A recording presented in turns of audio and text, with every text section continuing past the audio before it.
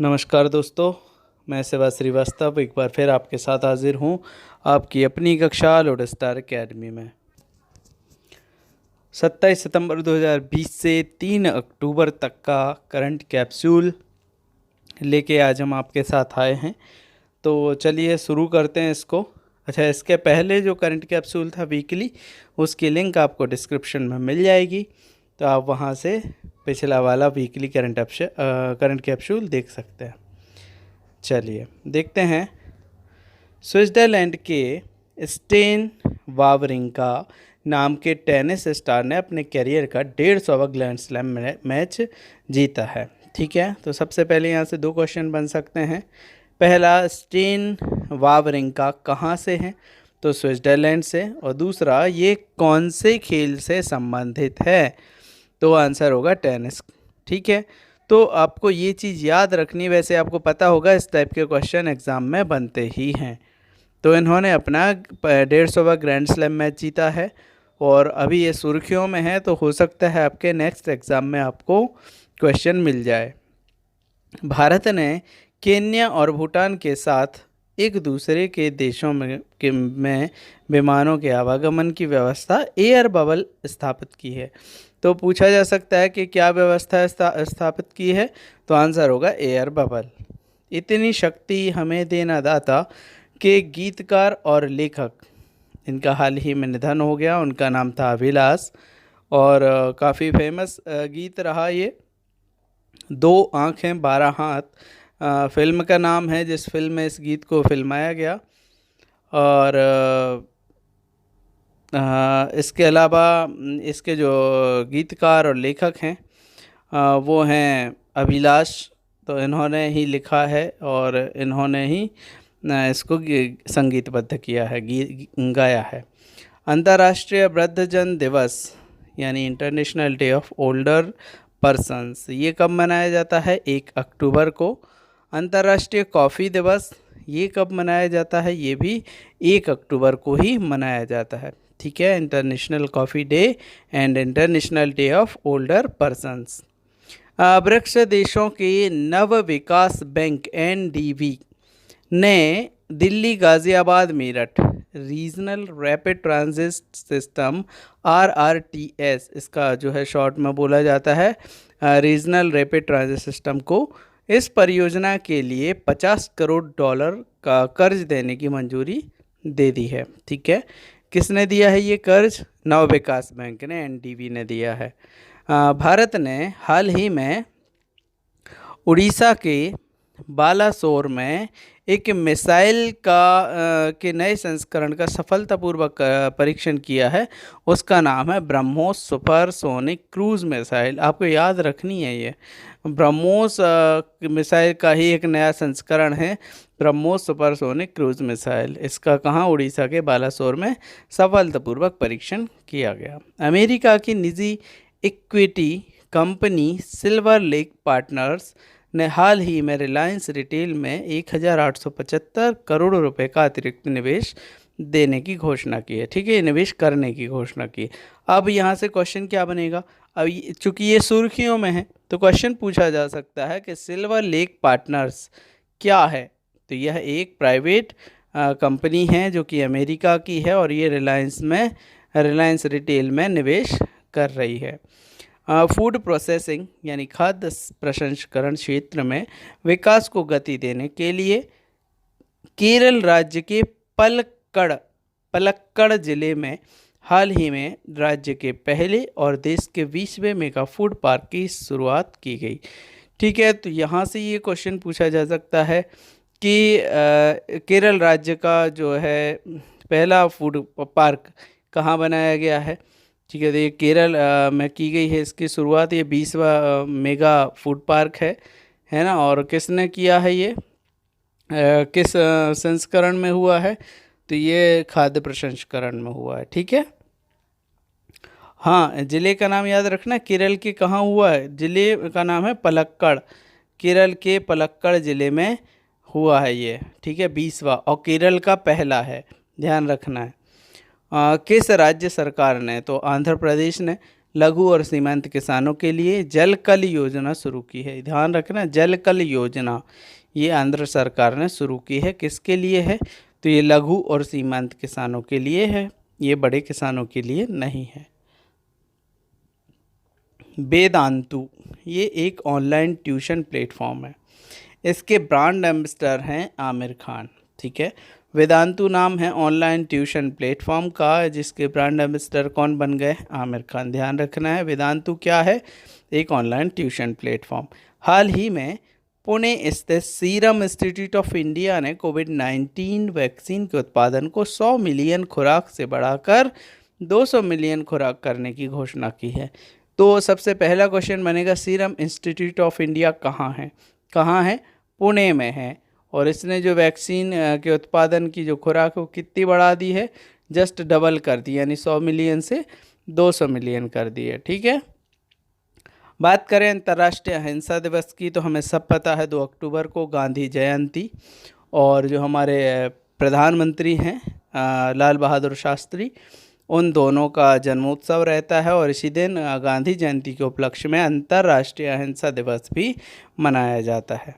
Cambodia में भारत का अगला राजदूत देवयानी उत्तम खोबरागड़े, इनका नाम काफ़ी अच्छा है, कंबोडिया से है।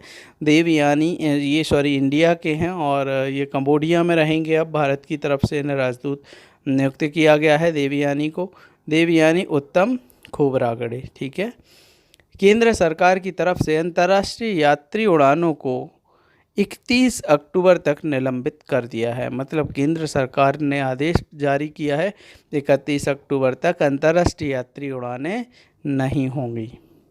अंतर्राष्ट्रीय मतलब देश के बाहर। चीन ने एस्ट्रॉयड के खनन के लिए robot, asteroid mining robot space में भेज रहा है। देखो चीन क्या कर रहा है, एक रोबोट बनाया है उसने, और उस रोबोट का नाम है एस्ट्रॉयड माइनिंग रोबोट। ये क्या करेगा? ये खनन करेगा स्पेस में जाके, यानी अंतरिक्ष में जाएगा, और अंतरिक्ष में जाके जो भी ग्रह हैं, उपग्रह हैं, उन पे जाके खनन करेगा, यानी खोदेगा, और वहाँ से मिट्टी पत्थर ये सारा डाटा चाइना को भेजेगा। म्यांमार में स्थित सितवे बंदरगाह का संचालन भारत अगले वर्ष की पहली तिमाही में शुरू कर देगा। तो क्वेश्चन पूछा जा सकता है सिर्फ इतना कि सितवे बंदरगाह कहाँ पर स्थित है? ठीक है, तो आंसर होगा म्यांमार। भारत मालदीव के हुल हुमाले में एक 100 बेड वाला कैंसर अस्पताल और 22,000 सीटर क्रिकेट स्टेडियम का निर्माण करेगा। तो चूँकि अभी ये चर्चाओं में है, तो यहाँ से क्वेश्चन यही बन सकता है कि हुल हुमाले कहाँ पर है? तो आंसर होगा मालदीव। तो यहाँ पे क्या हुआ है, यहाँ पे जो कैंसर हॉस्पिटल बन रहा है उसमें कितने बेड होंगे? तो 100, और क्रिकेट स्टेडियम कितने सीटर होगा? तो 22,000। ठीक है, इसकी क्षमता कितनी होगी? 22,000।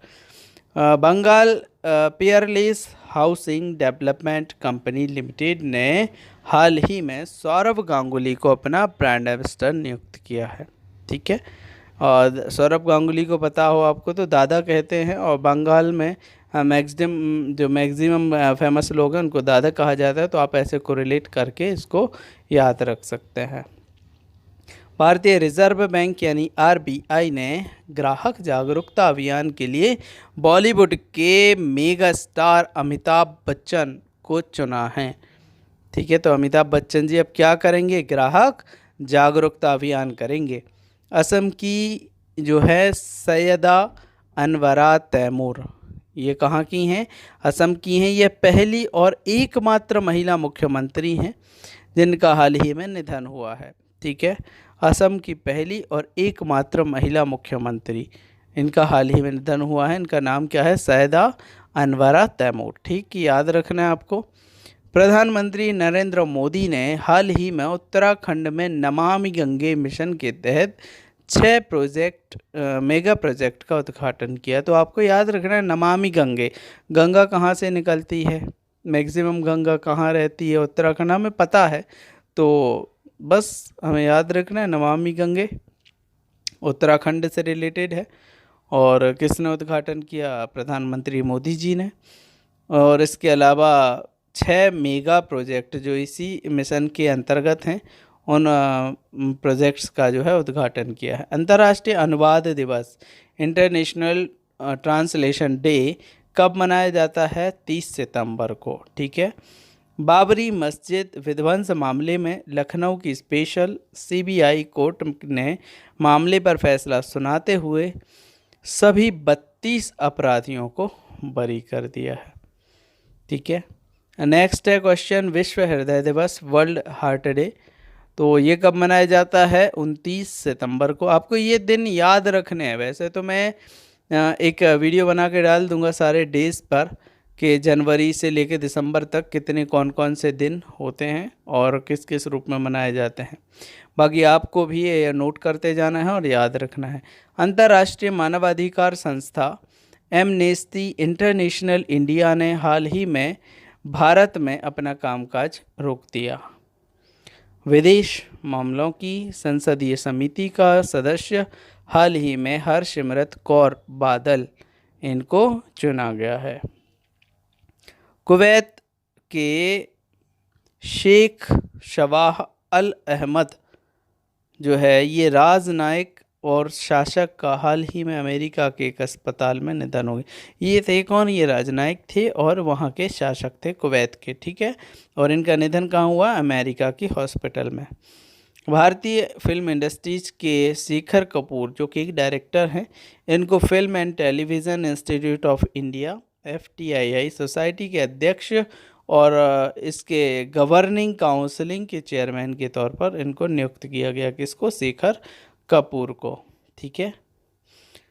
जिस राज्य सरकार ने हाल ही में राज्यों के दूरस्थ क्षेत्रों में बच्चों तक शिक्षा पहुंचाने के लिए रेडियो का इस्तेमाल किया है, उस राज्य का नाम है ओडिशा। इन्होंने काफ़ी अच्छा काम किया है, जो कि रेडियो वेव्स गांव-गांव तक या दूर दूर तक पहुंच जाती है, इसलिए रेडियो भी वहां होते हैं। तो ये जो है उड़ीसा सरकार अब जो दूर दराज के क्षेत्र हैं, दूरस्थ क्षेत्र हैं, वहाँ बच्चों तक शिक्षा पहुँचाने के लिए रेडियो का इस्तेमाल करेगी उड़ीसा सरकार। ठीक है। एशियाई विकास बैंक ADB ने राजस्थान के शहरों में जलापूर्ति एवं स्वच्छता के बुनियादी ढांचे और सेवाओं के वित्त पोषण के लिए $300 मिलियन के ऋण को मंजूरी दे दी है। हिमालयन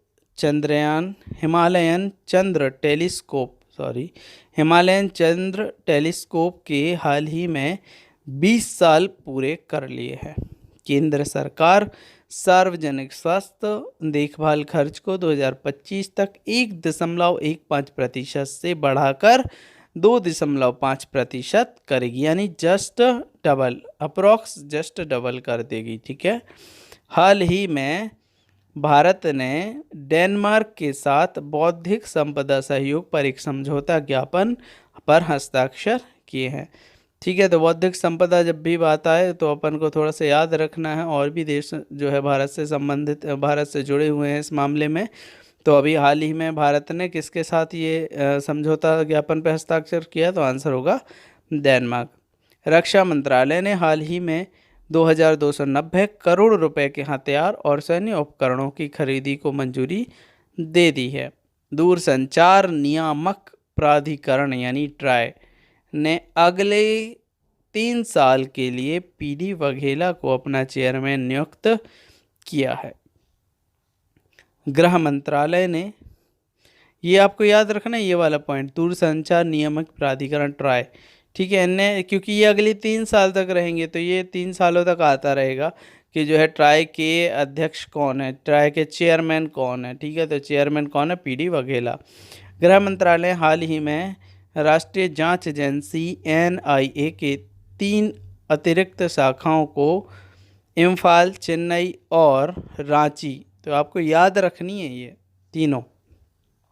गृह मंत्रालय ने, ये राष्ट्रीय जांच एजेंसियां हैं, ठीक है, इनकी 3 अतिरिक्त शाखाएं हैं, अभी खोली गई हैं, मंजूरी दे दी गई है 3 शाखाओं को, वो है इम्फाल, चेन्नई और रांची।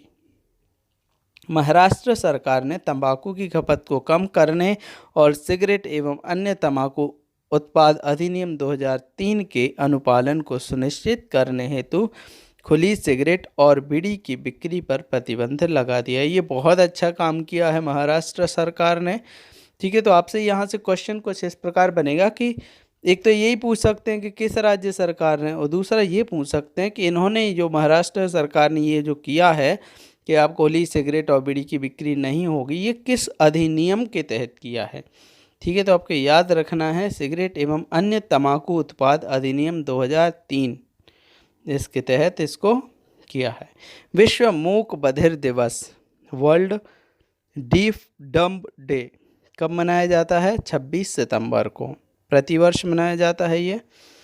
हाल ही में केरल राज्य ने गैर संचारी रोगों नियंत्रित करने के से संबंधित सतत विकास लक्ष्यों के उत्कृष्ट प्रदर्शन के लिए United Nation interagency task force award जीता है।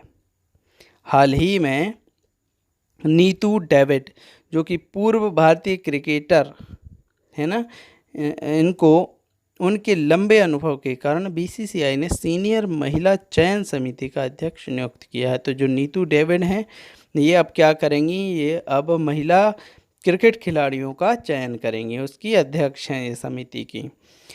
प्रतियोगी परीक्षाओं की तैयारी कराने वाले संस्थान आकाश, आपको पता होगा आकाश एक प्रतियोगी परीक्षाओं की तैयारी कराने वाला संस्थान है।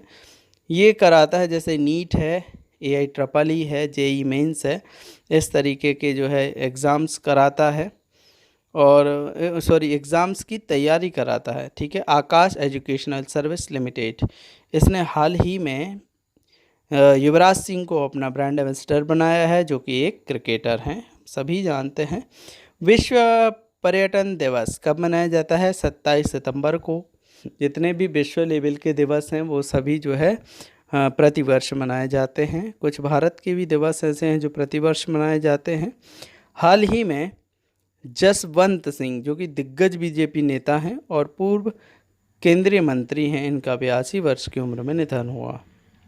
तो क्वेश्चन ये पूछा जा सकता है कि जसवंत सिंह किस पार्टी से संबंधित थे।